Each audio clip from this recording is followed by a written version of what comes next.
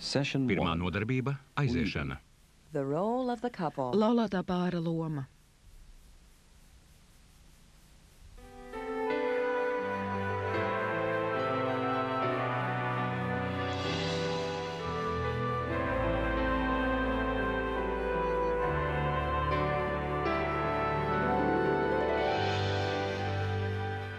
Un mēs pateicamies Tev, Kungs, par šo ēdienu, ko Tu esi mums devis.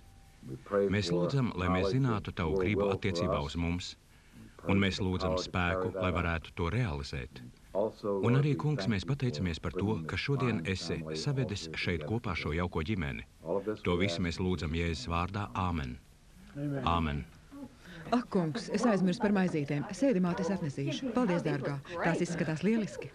Vecotēv, kā tev vakar gāja ar makšķerēšanu? Tu neko nebūsi palaidis garām. Es noķēru vienu varavīksni zivtiņu apmēram tik lielu. Un tu lika uztaisīt no tās trofeju?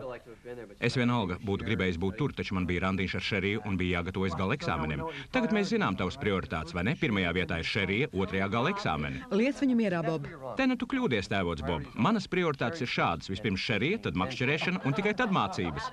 Kā nolika eksāmenus, Dvein? Normāli.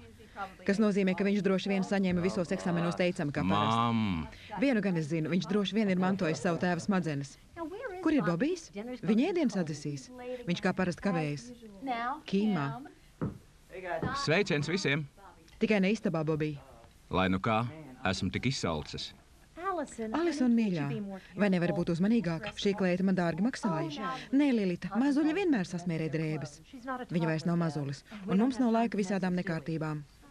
Piedod, māmiņ. Kāds šodien ir datums? 13. Vai drīz nebūs jūsu kāzu jubileja? Jā, nākošu nedēļu būs 19 gadi, kopš apprecējāmies. Jā, taču cerams, ka par labu uzvedību drīz tikšu brīvībā. Bob, ja tu neizbeigsi 19 gadi, nevaru vien sagaidīt, kad apprecēšos. Kurš tad gribēs tevi precēt? Bobi, lūdzu. Ko? Kim, mīļumiņ, netici visiem romantiskajiem stāstiem par laulībām, jo tā nav taisnība. Man gan liekas citādāk, Lilīstant. Es domāju, ja satiek īsto cilvēku, tad laulība var kļūt par brīnišķīgu sākumu. Jā, laulība ir laba saikne, ja tu gribi būt oficiāli saistīts. Mums visiem ir ļoti žēl, ka jums ar Lariju izjuka laulība, bet mums taču nebūs par to atkal visu pusdienu laiku jāklausās. Tev ir burvīga meita, tev ir darbs, tev ir māja. Jā, laulības ir ļoti izdevīgas, lai būtu bērni. Alison, mīļā, lūdzu, pārtrauc spēlēties ar ēdienu. Alisonai vismaz vēl ir tēvs. Jā, bet es labāk saņemtu viņa apdrošināšanas polisi. Lilita. Piedodiet. Taču es nevaru to klausīties, bet ja es negribēju Lilita. Jau ir pagājuši 5 gadi. Varētu domāt, ka viņi jau ir tikus tam pāri. Vai zini, Lilīstant, tu... Es iešu paskatīties, kā mamma jūtas.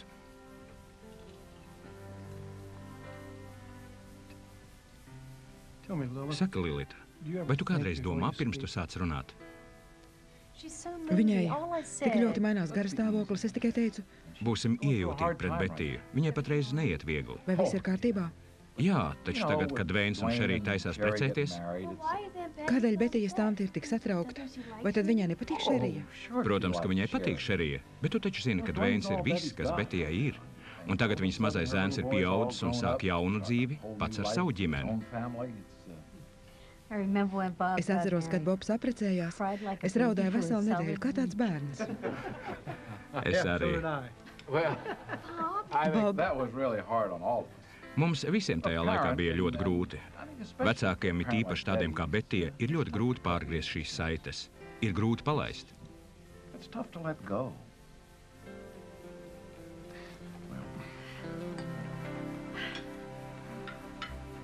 Mam, ēdiens izskatās burvīgi. Paldies. Tas bija gandrīz pirms 25 gadiem. Bija pēcpusdiena, un mani ceļi burtiski trīcēja. Es baidījos, ka noģīpšu un ka neatcerēšos vārdus, īpašos vārdus. Es kopā ar sievu stāvēju pie altāra, un tā bija svarīgākā mūsu laulības solījuma daļa. Es stāvēju šādi, un viņi bija tur. Viesi bija tur, kur jūs esat. Tur bija visi mūsu radi un draugi. Mācītājs, kas mūs laulāja, bija tur, un es gatavojos teikt savu laulības solījumu. Biju to teicis 100 reižu un cerēju, ka arī tur es to varēšu izdarīt. Un tad tas notika. Es turēju savās rokās viņas rokas, un muša nosēdās tieši šeit un gāja pāri manai sejai. Tā ir patiesība. Muša nāca lejā un apstājās tieši uz mana degungala. Neviens, izņemot manu nākamo sievu un mani, nevarēja to redzēt. Lai nesmietos, viņa tik stipri sāka kost apakšlūpā, ka tā sāka asiņot. Mācītājs centās teikt man vārdus laikā, kad es centos nesmieties, sakot, būšu tavs uz mūžīgiem laikiem. Laulībā ir tik daudz pārsteigumu, vai ne? Drīz būs 25 gadi, kopš mēs apprecējāmies. Laulība var būt dzīves laimīgākā daļa, un ja jūsu laulība ir neizdevusies, tad tā var būt sliktākā jūsu dzīves daļa. Vai tā nav tiesa? Viena var būt vissvētlaimīgākā laulība. Otra var būt visļaunākā trauma, ko mēs piedzīvojam. Gadu gaitā esmu devis padomu ļoti daudziem dažādiem pāriem, kas gatavojās precēties, un tādiem, kuru laulība juka ārā. Daži bija zaudējuši cerību, citiem bija palikusi pavisam maza cerība, ka laulību izdosies saglabāt. Nesen domāju par pāriem, kuriem esam bijuši par padomdevējiem. Es atceros kādu jaunu pāri, kuru vecāki bija tuvi mūsu draugi. Tēvs man teica, vai jūs lūdzu nevarētu palīdzēt manam dēlam? Es atbildēju, protams. Mēs tikāmies ar viņiem un uzaicinājām šo jauno pāri kādu laiku padzīvot mūsu mājā. Viņi bija viens otru piekāvuši. Vienam no viņiem bija lausta roka. Mēs ar sievu runājām ar viņiem un devām padomus katru vakaru gandrīz līdz pat pusnaktī. Mēs gājām lejā pagrabstāvu istabā un runājām. Ar laiku mēs sākām saprast, kāda bija viņa galvenā problēma un kāda bija viņas galvenā problēma. Lēni, pēc vairākām nedēļām, šī laulība sāka atjaunoties. Es domāju par kādu man ļoti tuvu cilvēku, kura laulība juka laukā. Viņa raudāja un jautāja, vai varat to saglābt, vai varat parunāt ar manu vīru? Es atbildēju, protams, taču es nezinu, vai viņš klausīs. Viņi dzīvoja citā štatā. Es runāju ar viņu un jautāju viņam, vai tu vēlies saglabāt savu laulību? Viņš atbildēja, jā. Es jautāju, vai jūs nebūtu ar mieru atbraukt uz mūsu štatu, kādu laiku dzīvot mūsu mājā, un tad mēs redzēsim, vai varam palīdzēt jums atkal atjaunot attiecības.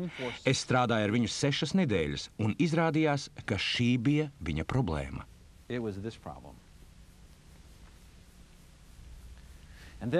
Es turpināju kavēties atmiņās, atcerējos mūsu laulību un to laiku, kad mūsu pašu laulība bija apdraudēta. Viņa domāja par aiziešanu, un es domāju par aiziešanu. Tie bija grūti laiki. Es domāju par to, atskatoties uz vairāk kā 20 gadiem atpakaļ, uz tām problēmu un stresa pilnajām, brīnišķīgajām, grūtajām, iepriecinošajām, briesmīgajām mūsu laulības sākuma dienām. Tas bija viņas, un tas bija mans. Gatavojoties šīm video nodarbībām, es sapratu, kāpēc katram, ar kuru es jebkad esmu runājis, arī mani pašu ieskaitot, ir šī vai šī problēma. Tādēļ, ka tas ir nesamazināmais minimums.